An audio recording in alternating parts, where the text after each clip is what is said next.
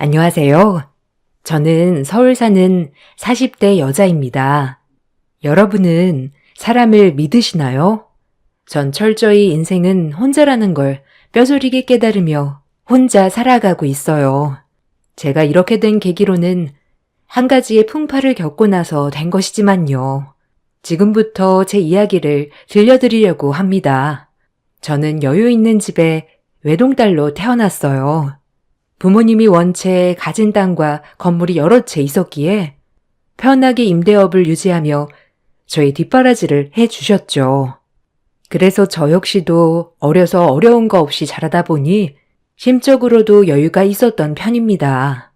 그래서 저는 남들에게 베푸는 것 또한 좋았지요. 그렇게 저는 밝게 성장할 수 있었어요. 어렵지 않은 환경에서 저는 무사히 학교 졸업도 할 수 있었죠. 부모님은 제가 의사가 되길 바라셨어요. 하나밖에 없는 외동딸, 어디 가서 뒤처지지 말고 대우받고 살길 바라셨죠. 저는 부모님 바람대로 의사가 되었습니다. 수술하는 쪽은 영 저와 맞지 않아 저는 가정의학과를 선택했네요. 부모님 바람대로 제 인생은 탄탄대로였습니다. 원하는 학교, 원하는 학과, 그리고 졸업해서 바로 인턴 후 레지던트, 그 후 전문의 뭐 하나 태클 없이 흘러가는 인생이었습니다. 그리고 저에게 사랑이 찾아왔네요. 병원 바로 아래 카페에서 일하는 남자였죠. 처음엔 자주 오는 손님들을 잘 기억하는 직원인 줄 알았습니다. 그래서 덕분에 기분도 좋아졌고요. 안녕하세요. 오늘도 아이스 아메리카노 샷 추가 맞으시죠? 시럽 없이 준비해 드리겠습니다. 더 필요한 건 없으세요? 아, 네, 맞아요. 아이스 아메리카노 샷 추가해서 준비해주세요. 감사합니다. 어쩜 그렇게 기억을 잘하세요? 선생님 건 당연히 기억해야죠. 매일 오시는데. 그리고 특별하기도 하고요. 항상 기억하고 있습니다. 뭐든지요. 처음엔 너무 민망했지만 점점 익숙해진 것 같아요. 그리고 기분이 좋아졌죠. 그리고 점차 카페에 가는 길에 거울도 봤네요. 그렇게 저에겐 진료 시간 전 10분의 설렘으로 하루를 시작하곤 했죠. 그때부터였을까요? 은근히 병원 가는 날이 기다려졌습니다. 쉬는 날엔 카페를 가지 못하니 은근 출근하는 날만 기다려졌죠. 제가 항상 가는 날에는 늘 근무를 하고 있었으니까요. 그렇게 몇 개월쯤 지났을까요? 그렇게 썸 아닌 썸을 타게 되었는데 어느 날은 그 직원분이 안 보이기 시작했어요. 설마 그만뒀나 싶으면서 불안해지기 시작했어요. 나만 이렇게 설렜던 건가 싶기도 하고 나에게 말 한마디 안 하고 그만둔 건가 싶기도 하면서요. 혹시요. 여기 아침마다 커피 내리던 직원 어디 갔나요? 요 며칠 안 보이던데. 원래 항상 맞이해 주셨었는데 안 보이니 궁금하네요. 그 친구 일주일 휴가 냈어요. 집에 급한 일이 있다나? 그 친구 되게 친절하죠? 그 친구 아마 다음 주부턴 나올 거예요. 직원의 말을 듣고 참 안도했네요. 이런 제 자신을 보고 하루라도 빨리 마음을 고백해야겠다고 생각했습니다. 그분이 저를 어떻게 생각할지는 모르겠지만 그래도 제 마음은 표현해 보자라고 생각했어요. 그리고 일주일이 지나고 다음 주에 역시 밝은 얼굴로 저를 맞이해주는 직원이 있었죠. 그 미소를 보는데 기분이 참 좋아졌네요. 그리고 저는 지금 고백을 하기로 했고요. 어디 멀리 여행 다녀오셨나 봐요. 한참 안 보이니까 너무 궁금하더라고요. 아침마다 제 커피 기억해 주시는 게 인상 깊어서. 그러셨어요? 네, 잠깐 본가에 다녀오느라고요. 에이, 그렇게 생각해 주시니까 제가 커피를 더 맛있게 내려드려야겠는데요? 혹시 오늘 저녁에 뭐 하세요? 괜찮으시면 저녁 식사나 같이 하실래요? 여기 병원 앞에 맛있는 파스타집 있는데. 아, 식사요? 아, 저야 괜찮은데. 그럼 오늘 저녁에 제가 6시에 마치는데 6시 30분까지 파스타집에서 볼까요? 마음속에서 환호를 소리쳤죠. 이렇게 쉽게 승낙할 줄이야. 드디어 이 사람을 둘이서 제대로 알아볼 수 있구나 했고요. 그렇게 저희는 약속을 잡고 저는 퇴근 시간만 기다렸습니다. 저도 6시에 진료가 끝났기 때문에 후다닥 준비를 하고 파스타집으로 향했죠. 조금 일찍 도착했다고 생각을 했지만 그 직원분은 먼저 기다리고 있더군요. 드디어 데이트를 하게 되었죠. 일찍 오셨네요. 저도 일찍 끝난다고 온 건데 많이 기다리시진 않으셨어요? 이렇게 또 밖에서 보니까 색다르네요. 아, 네, 아니요. 저도 금방 왔어요. 아, 그러게요. 그래도 용기 내서 식사도 하자고 하시고 오늘 많이 놀랐어요. 좋기도 했고요. 첫인상 그 느낌 그대로 그 남자분은 저의 이상형에 부합했죠. 다정다감하고 솔직하고 유머 있고 그렇게 시간 가는 줄도 모르게 서로를 알아가기 시작했습니다. 마치 원래 알고 있던 사람처럼 음식 취향, 좋아하는 취미, 좋아하는 영화까지 다 비슷했죠. 아, 사실 먼저 이렇게 용기 내주기가 쉽지 않았을 텐데 너무 감사해요. 제가 용기가 많이 없었죠? 혹시라도 부담스러워 하실까봐 먼저 용기 내지 못했어요. 그리고 직업적인 부분도 좀 걸렸고요. 여러모로 감사해요. 저도 손님 취향을 다 기억하진 않거든요. 진실어서 기억했는데 제가 진짜 기억하길 잘했다고 생각도 들고 뭐 그러네요. 하여튼 너무 고맙습니다. 그분은 저에게 용기 내줘서 고맙다고 하며 직업적인 부분에서 본인이 많이 걸린다고 용기 내지 못했다고 솔직히 말해주었죠. 저는 의사, 그분은 카페 직원, 감히 저에게 대시하지 못했다고 하더라고요. 이렇게 솔직하게 말하기가 쉽지 않았을 텐데 말해주는 모습을 보고도 매력에 빠졌습니다. 저흰 누가 먼저랄 것도 없이 사랑에 빠지고 연인이 되었죠. 연애를 할 때는 문제가 되지 않았지만 이제 결혼을 준비하려고 할 때는 문제가 되었어요. 남자친구는 모아둔 돈도 별로 없었고 저희 부모님도 같은 의사를 만났으면 하셨기 때문에 카페에서 일하는 직원과 결혼한다고 하니 길길이 날뛰셨습니다. 이 부분에 있어서는 예상을 했던 부분이기 때문에 속상했지만 어쩔 수 없었죠. 부모님도 저에게 많은 실망을 하셨고 부모님의 말을 처음으로 어겼네요. 너 미쳤니? 아니 우리가 널 어떻게 키웠는데? 아니 카페 직원? 진아, 정말 우리가 너무하다고 생각하니? 엄마가 너한테 뭐 많이 바래? 절대 안 돼. 아니 성실하게 일을 했으면 말을 안 해. 그 나이에 돈도 한 푼 없이 결혼하겠다는 게 말이 돼? 너 정말 이럴래? 그 집 부모님도 편찮으시고 그래서 그동안 벌었던 돈은 다 고향 보내드렸대. 진짜 열심히 사는 사람이야. 착하고. 엄마가 그렇게 말 안 했으면 좋겠어. 열심히 자기 일하면서 사는 사람이야. 엄마, 그렇게 직업으로 편가르는 사람이었어? 웬만해야지. 아니 대학도 안 나오고 10년을 일만 했는데 돈 한 푼 없다는 걸 엄마가 어떻게 이해해야 해? 엄마가 꼭 직업 때문에 그러는 줄 알아? 앞날이 훤해. 너만 고생할 거라고. 겉만 번지르하지. 속은 꽝이야. 알아? 절대 안 돼. 이 결혼. 그래. 어른들이 잘 알지.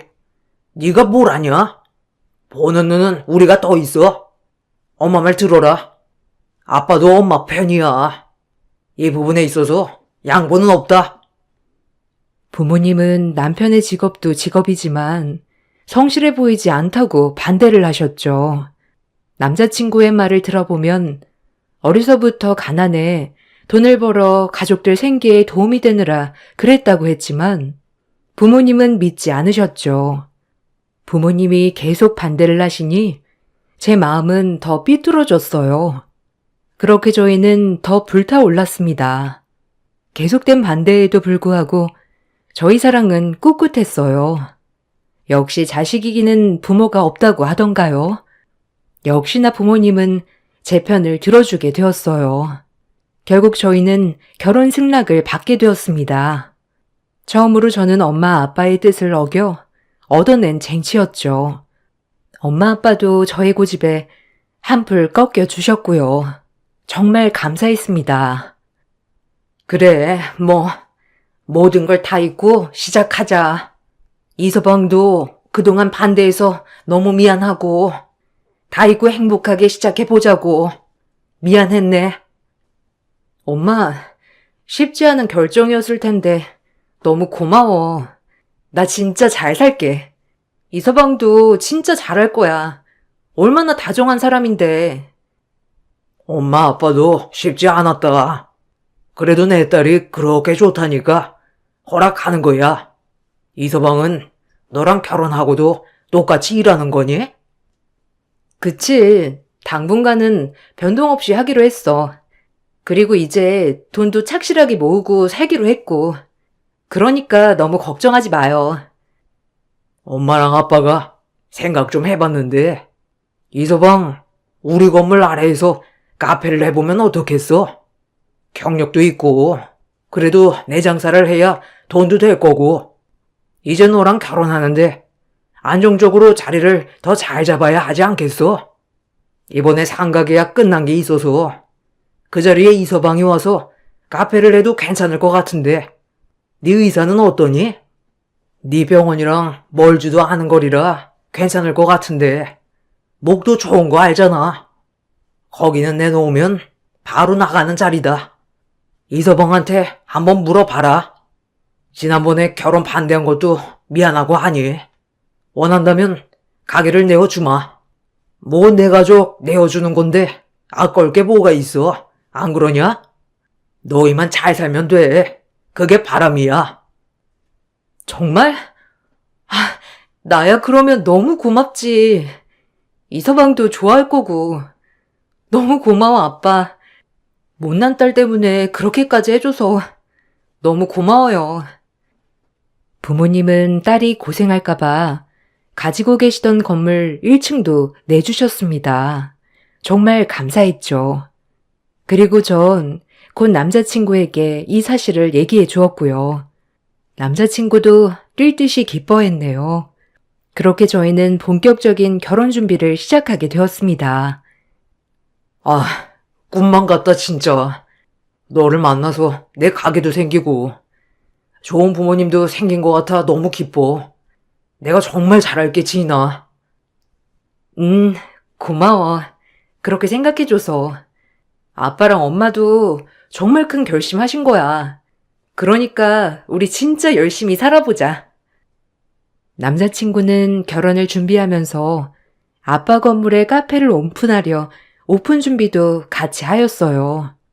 눈코 뜰 새 없는 나날이 시작되었죠. 아이고, 우리 며느라기 왔냐? 의사 며느라기. 내가 참 살다 의사 며느리도 다 보고 아주 오래 살고 볼 일이다. 에이, 아니에요. 어머님, 제가 뭐 좀 도와드릴게요. 혹시 뭐 도와드릴 거 없어요? 이게 웬 진수성찬이에요. 너무 감사합니다. 당연히 설서 우리 며느라기 내려오는데 이 정도는 준비해야지. 세훈이가 무슨 복이 있어서 너 같은 애를 만났다니. 내가 이제 자다가도 2다리 쭉 뻗고 자겠어. 그나마 동생들도 잘 풀리면 이제 여한이 없겠는데. 얼른 앉아서 먹기만 해. 시댁에선 의사 며느리 본다고 동네 잔치까지 열어주며 저를 반겨주셨습니다. 남자친구가 물질적으로 풍족하진 않았지만 다정다감하며 어른들에게도 잘하는 사람이었기에 결혼을 주저하지 않았죠. 시동생 2명이 아직 자리를 잡지 못했다고 하였지만 그래도 금전적으로 문제를 일으키지 않았기에 이 문제는 문제될 건 없었어요.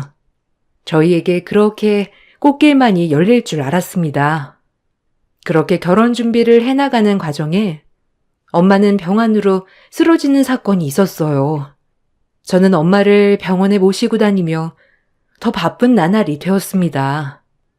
아무리 돌봐주시는 간병인이 있었지만 딸인 제가 신경 써야 할 것이 많았어요. 그런 엄마는 저에게 굉장히 미안해 하셨고요. 당연히 딸이 해야 할 도리를 하는 건데 엄마는 저에게 죄 지은 사람처럼 행동하셨어요. 참 마음 아팠네요. 미안해. 너 결혼 준비로 바쁠 텐데 엄마 때문에 괜히 신경 쓰이게 해서. 엄마는 아줌마가 돌봐주시니까 넌 너 할 일 하면서 지내. 너도 좀 바쁘니? 하루 종일 환자 씨름하고 또 집에 와서 엄마 시중 들고. 넌 재미나게 보내, 밖에서. 엄마는 그걸 바라니까. 항상 제 생각을 해주는 엄마 모습을 보니 마음이 많이 아팠습니다. 슬퍼하는 제 모습을 본 남자친구는 흔쾌히 저에게 제안을 했죠. 장모님도 몸이 많이 안 좋으신데 우리 신혼집을 그냥 어머님네 들어가서 사는 게 어때? 그럼 자기도 어머님 맨날 볼 수 있고 조금이라도 안심하지 않겠어? 나도 일 늦게 끝날 텐데 그럴 때 자기 어머님 아버님이랑 같이 시간 보내면 좋잖아. 아, 정말 그래도 돼? 나야 너무 고맙지. 이게 쉬운 결정도 아니고 처가살이인데 불편하지 않겠어? 아마 힘들 수도 있어, 자기야. 난 괜찮아. 어려서부터 대가족에 살아서 가족 많은 것도 더 좋고 무엇보다 장인어른이랑 장모님은 딸이 하나인데 옆에 끼고 살고 싶지 않으시겠어? 난 진짜 괜찮으니까 그렇게 하도록 하자. 얼른 말씀드리자. 장모님이랑 장인어른한테. 남자친구는 고맙게도 처가살이를 해주겠다고 먼저 제안을 해주었습니다. 눈물나게 고마웠네요. 이 소식을 들은 아빠와 엄마도 처음엔 불편할 것이라며 거절을 했지만 내심 좋아하시는 눈치였고요. 그렇게 저희는 엄마를 돌봐가며 결혼을 준비해 나갔죠. 그래도 이서방이 많이 불편할 텐데 마음은 고맙지만 없던 걸로 하자. 아무래도 나중에는 분명 후회할 수도 있어. 안 그러냐? 아니야, 정말 괜찮다고 이서방이 먼저 제안했어, 아빠. 아빠랑 엄마도 하나뿐인 딸 매일 보고 싶지 않아요? 나도 이렇게 나가면 엄마 아픈 거 계속 생각나서 마음만 불편할 것 같고 그냥 이렇게 지금처럼 옆에 있고 싶어. 그러니까 받아들여 주세요. 에휴, 내가 또 짐이구나. 나 때문에 그런 결정한 거지? 나만 안 아팠어도. 에휴, 정말 미안하다. 엄마 때문에. 그런 말 하지 마, 엄마. 딸이 당연히 엄마 아픈데 모시는 게 당연한 거지. 왜 그런 말을 해? 엄마가 그동안 날 얼마나 예쁘게 키워줬는데. 고맙다. 그리고 이서방한테도 너무 고마워. 무슨 말을 해야 할지. 우리가 이서방 반대했던 것만 생각하면 얼마나 미안하던지. 아니야, 아빠. 이제부터라도 이서방 많이 챙겨줘. 그리고 미안해하지 마세요. 알겠지? 자꾸 그러면 내가 더 불편해. 다행히도 시댁에서는 남편의 처가살이를 이해해주는 분위기였고요. 그렇게 축복받는 결혼식을 올렸습니다. 그리고 남자친구의 집만 저희 집으로 들어오게 되었죠. 그렇게 저희는 아빠, 엄마, 남편, 저 이렇게 4식구가 되었어요. 처가살이라고 많이 긴장한 남편도 저희 엄마 아빠와 잘 적응을 하며 맞춰 살았죠. 그리고 저도 오히려 병원 일에 몰두할 수 있게 되었고요. 아빠가 내주신 카페는 자리의 몫이 너무 좋아 장사가 잘 되었습니다. 남편은 결혼하고 눈코 뜰 새 없이 바빠져 직원들을 구인해야 하는 지경에 이르렀죠. 결혼하고 뭐든 잘 풀리는 남편을 보니 저도 덩달아 기분이 좋았고요. 엄마도 차츰 그런 모습을 보며 병세를 극복해 나가시는 듯 보였습니다.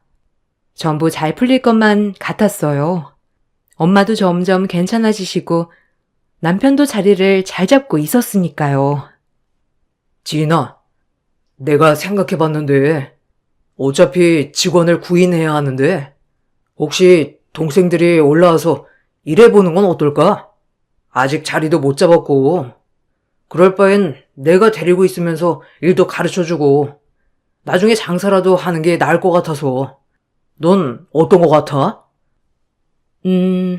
뭐 가족끼리 같이 하는 게 나쁘진 않은 것 같은데 갑작스레 서울 올라와서 일하려면 복잡하지 않겠어? 집도 그렇고 자기가 만약 도움이 될 것 같다면 그렇게 해요. 자기 일하는 게 중요하지. 내 의사가 중요한가? 자기가 정해서 알려줘요. 도련님들이 서울에 와서 같이 일을 한다고 했을 때 왠지 모르게 딱히 내키진 않았어요. 신랑에게 얘기를 들었을 때 도련님들이 그렇게 성실한 스타일이 아닌 것 같았기 때문이죠. 그래도 매몰차게 거절할 수 없었기에 남편이 알아서 하라고 했네요. 그렇게 도련님들은 신이나 서울로 올라오게 되었습니다. 남편은 동생들 방도 얻어주고 가게 일자리도 내어주었죠. 이 부분에 있어서 조금 마음에 들진 않았지만 남편이 저희 엄마 아빠에게 잘하는 모습을 보며 참았어요. 그래도 다정한 남편이고 우리 부모님도 제 부모님처럼 모시고 있으니 나도 도련님들을 내 동생들처럼 아껴야겠다고 마음을 고쳐 먹었었네요.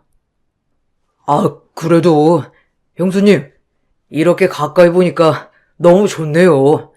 곧 엄마도 모셔와서 서울에 다 같이 살고 싶네요. 안 그래요? 아, 그렇게 되면 좋죠 뭐. 도련님들이 와주니까 형도 더 좋아 보이고 저도 너무 좋네요. 자주 봐요, 도련님.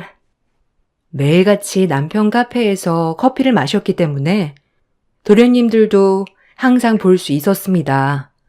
막상 도련님들이 와서 형을 도와준다고 하니 남편 입장에서도 굉장히 마음이 여유로워 보였고요. 그래, 굉장히 잘된 선택이라고 생각하며 안도했네요. 이 평화로움은 얼마 가지 않아 깨져버렸죠. 남편이 퇴근 이후에 동생들과 다른 직원들과 시간을 보내며 집에 늦은 날이 많아졌죠. 처음엔 오픈 카페이고 직원들 사기를 북돋으려 으쌰으쌰 하는구나 라고만 이해했습니다. 그런데 남편은 도를 지나쳐 장인 장모가 사는 집에 술을 많이 먹고 시끄럽게 들어오는 날도 잦았어요. 마음에 들진 않았지만 원래가 다정다감하고 좋은 사람인 걸 알았기에 참았네요. 당신 요새 너무한 거 아니야? 회식도 좋지만 너무 늦잖아.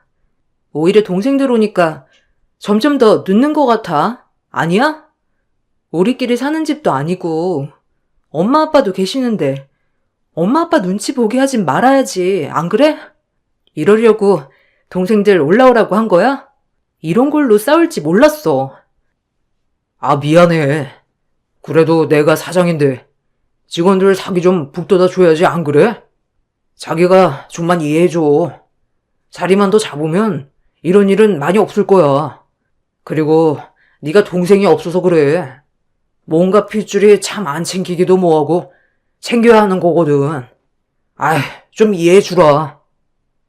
미안하다고 사과하는 모습을 보고 또 풀어졌죠. 그렇게 지냈어요. 중간중간 남편은 너무 가게에만 매여 직원들, 동생들만 챙기고 처음 결혼할 때와는 다른 모습을 많이 보여주었죠. 그래도 부모님이 속상해 하실까 티내지 못했네요. 혹여나 마음 아파하실까 봐요. 엄마, 오늘은 몸 좀 괜찮아? 오늘 오전 진료만 있는 날이라 좀 빨리 올 수 있을 것 같은데. 이서방 가게 들렀다가 금방 올게. 아유, 무리하지 말고 천천히 와. 그래도 이서방이 자리 잘 잡아서 가게가 요즘 잘 되는 것 같아서 다행이다. 안 그러니? 혹시라도 우리 딸이 고생할까봐 엄마 아빠는 마음 졸였던 건데 너무 다행이지 뭐냐. 가게 갔다가 천천히 이서방이랑 식사도 좀 하고 와. 잠깐 음료만 테이크아웃해서 올 거야. 그렇게 좋아? 그럼 다행이지 뭐. 나도 엄마가 좋다고 하면 좋은 거니까.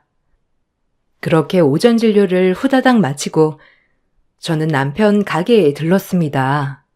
남편은 제가 오늘 오전 진료만 있는 날인 걸 몰랐기에 제 등장에 놀랐죠. 왜 놀랐는지는 모르겠지만 동생들도 일사불란 제가 오니 정신이 없긴 마찬가지였습니다. 조금 찜찜했죠. 가게엔 금세 새로운 직원도 생겼더군요. 20대 예쁜 여자 아르바이트생이 있었어요. 아르바이트생을 구했다고 말을 하지 않아서 조금 당황했네요. 아니, 왜 이렇게 놀라? 무슨 일 있어? 나 아이스티랑 요구르트, 아메리카노 한 잔씩 포장해줘. 오늘 집에 일찍 들어가서 엄마랑 시간 좀 보내게. 아, 말하고 오지. 미리 만들어놨을 텐데. 오늘 일은 다 끝난 거야? 6시 끝나잖아. 아, 맞다. 여긴 새로운 직원이야. 아니, 왜 말 안 했어? 자기 원래 직원들 구하면 다 말하고 구하잖아. 뭐, 당신이 필요하니까 구했겠지만. 아, 안녕하세요? 아, 네, 안녕하세요, 사모님. 저는 지난주부터 일하고 있었어요. 아직 카페가 처음이라 배우는 단계지만요. 아, 네. 잘 부탁드려요. 그냥 손님들한테는 최대한 친절하게 해주면 될 것 같아요.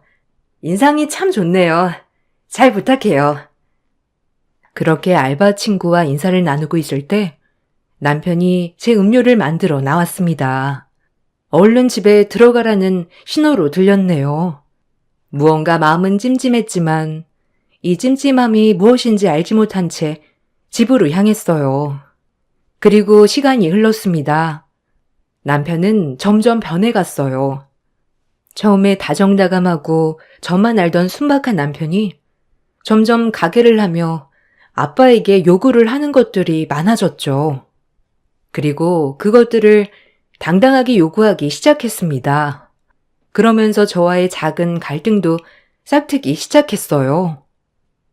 아, 장인어른한테 그 건물 명의를 나한테 옮겨달라고 하면 안 될까? 가게를 좀 확장하고 싶은데, 그리고 사업도 크게 해보고 싶고, 아무래도 내가 모은 돈으로는 모자라잖아. 어차피 자기랑 결혼한 이상 이 건물이 자기 거가 될 거고, 지금 이제 직원들도 늘어나서 좀 커졌어, 규모도. 우리 아이도 낳아야 하는데, 나 아이 앞에서 자랑스러운 아빠 되고 싶어. 장인어른한테 말해보면 안 될까? 말이 돼? 아빠가 건물 1층도 자기 해준 것도 큰 맘 먹으신 건데 어떻게 건물 전체를 달라고 할 수가 있어? 자기 내가 알던 사람 맞아? 욕심이 너무 강한 거 아니야? 너무 실망이다. 이러려고 나랑 결혼한 생각까지 들어. 뭐 하나부터 10까지 따지자면 한도 끝도 없지만 자기 동생들도 지금 방 얻어주고 한 거 다 내 돈 아니야? 뭐 부부 사이에 너 돈 내 돈이 어디 있겠냐마는 나도 내 친동생이다 생각했어. 근데 아직까지 동생들 돈은 모으고 있는 거야? 자기는? 솔직히 통장에 얼마 있어? 이 집 생활비도 다 내가 엄마 아빠 드리고 있잖아. 자기 진짜 빚 좋은 개살구 아니야? 미안해. 너무 화내서. 그동안 좀 쌓였었나 봐, 내가. 아니, 장인어른한테 말 안 할 거면 말지. 아니, 어떻게 그렇게 말을 할 수 있어? 빚 좋은 개살구? 하, 너 막말이 심하다. 내가 나조차고 이래? 어떻게 해서든지 능력 있는 남자 되려고 하는 거지. 너랑 구색은 맞춰야 할 거 아니야? 진짜 심하네. 너 항상 그런 식으로 생각하고 있었어? 아니, 그게 아니고. 그래, 내가 말이 심했어. 갑자기 자기가 건물 얘기를 하니까 흥분했나 봐. 진짜 그런 뜻 아니었어. 남편에게 저렇게 쏟아붓고 금세 미안해져서 미안하다고 말했네요. 그래도 그 말 덕분에 남편의 건물 얘기는 들어갔죠. 그리고 남편과의 악화된 관계를 회복하기 위해 제가 많이 노력했어요. 병원도 일찍 끝나면 집에 가서 남편이 좋아하는 반찬들도 만들어 놓고 최대한 기분을 풀어주려고 했죠. 남편도 서서히 풀어지는 것 같았고요. 그리고 얼마 뒤 저는 병원에서 주최하는 해외 아동봉사를 대상으로 제가 출장을 가게 되었어요. 2주 정도 시간을 비우는 거였죠. 결혼 후 첫 출장이기도 하고 일적인 부분에 욕심도 많았기에 흔쾌히 가기로 했네요. 그렇게 저는 2주 동안 해외로 가게 되었어요. 해외에 도착 후 이틀 만에 한국에서 급한 전화가 들어왔습니다. 그 전화는 다름 아닌 남편의 동생이었어요. 믿을 수 없는 말과 함께 말이죠. 청천벽력 같은 일이었습니다. 형수, 지금 형이 다름 아니라 형이 지난밤에 저희 집에서 자다가 심장마비로 급사했어요. 지금 영안실에 있어요. 네? 아니, 무슨 말이에요? 아니, 세훈 씨가 죽었다고요? 도련님, 장난치지 마세요, 진짜. 저 이런 장난 너무 싫어하거든요? 말도 안 돼. 믿을 수 없겠지만 진짜예요. 지금 엄마도 제정신이 아니고 그래서 빨리 전화 드리는 거예요. 장례는 일단 빨리 치를게요. 그 말을 끝으로 시동생은 전화를 끊었고요. 전 출장이고 뭐고를 떠나서 당장 한국에 갈 수 있는 비행기 편을 알아봤죠. 비행기를 알아보면서도 제정신은 아니었습니다. 너무 속상했고 믿을 수가 없었죠. 제가 빨리 갈 수 있는 방법은 닷새 후에나 있었어요. 그렇게 남편의 장례는 저 없이 치러졌고요. 한국 가는 비행기에서 얼마나 울었는지 눈이 떠지지 않을 정도였습니다. 남편이 떠나기 전에는 하루 종일 싸운 기억밖에 없어서 더 죄책감이 들었죠. 제가 출장만 오지 않았다면 남편이 죽지 않았을까 싶기도 했고요. 그렇게 한국에 도착하여 시동생이 말해준 묘로 갔습니다. 전 엄마 아빠의 전화도 받지 않은 채 남편의 무덤에 도착해 오열에 울고 말았죠. 믿기지 않았습니다. 출장 전 그렇게 밝게 배웅해 주던 남편이 이 땅속에 묻혀 있다니요. 아니, 어떻게 나를 두고 갈 수가 있어? 말이 돼? 이 나쁜 사람, 진짜 허망하다. 미안해. 그때 내가 그렇게 말한 거, 자기한테 상처 준 거. 몇 시간을 오열했을까요? 멀리서 저를 향해 걸어오는 인기척을 느낄 수 있었죠. 젊은 여성이었습니다. 저에게 가까이 오더군요. 저기, 혹시 여긴 무슨 일이세요? 저희 엄마하고 무슨 인연이 있으신가요? 여기 제 엄마 묘인데 혹시 인연이... 순간 당황했습니다. 제가 묘를 잘못 찾아온 걸까요? 분명 시동생이 여기라고 말을 해줬는데 뭔가 싶었죠. 그렇게 제 남편의 묘가 아닌 것을 알고 이게 무슨 일인가 싶어 일단 집으로 향했습니다. 집으로 향하는 길에도 엄마 아빠의 목소리를 들으면 눈물이 쏟아질 것 같아 받지 않았습니다. 그렇게 집으로 향했어요. 집에 도착한 후 문을 열고 제게 펼쳐진 광경에 말을 잃었네요. 거기엔 잔뜩 화가 난 저희 엄마와 아빠, 그리고 무릎 꿇고 싹싹 빌고 있는 남편과 아르바이트생 여자, 시동생들이 있었거든요. 아니, 이게 무슨 일이에요? 아니, 자기 어떻게 된 거야? 도련님, 말 좀 해보세요. 어떻게 된 거예요? 자기 괜찮은 거야? 에휴, 불쌍한 것. 말도 마라. 너희 아빠가 알아보지 않았으면 큰일 날 뻔했지. 이 자식이 네 명으로 생명보험 가량 들어놓고 허구한 날 저 어린 것이랑 일하다 말고 모텔이나 들락날락하고 아주 둘이 신접살림을 차리려고 만발의 준비를 했더구나. 가게 매출 나온 거는 다 지 비자금으로 만들고 지 동생들 시켜서 자기 죽은 것처럼 너 떼어내려고 별의별 쇼를 했더구나. 너 집에서 이놈이랑 싸운 날 그때부터 아빠가 다 듣고 하나씩 뒷조사를 했던 모양이야. 알겠어? 네가 속은 거라고 이거사. 찰싹 남편의 따귀를 날리고 시동생들의 뺨따귀도 날려버렸습니다. 그러고도 분이 안 풀려 주방에 있는 프라이팬을 들고 나와 남편의 머리통을 사정없이 가격했네요. 배신감에 치를 떨었죠. 건물까지 빼돌리려다 그거는 실패하고 이제 필요 없어진 저를 떼어내려고 본인이 죽은 것처럼 위장을 했다니요. 그리고 제 생명보험은 뭐고요? 정말 소름이 돋았습니다. 끔찍했죠. 미친 인간 같으니라고. 아니, 미친 인간들. 분수를 알아야지. 네 인생은 딱 36카페 종업원이야. 날개를 누가 달아줬는데 이런 식으로 은혜를 갚아? 어른들 말이 틀린 말이 아닌데 내가 애초에 너랑 결혼을 하는 게 아니었지. 어쩜 유전자도 니네 셋 다 인간들이 똑같니?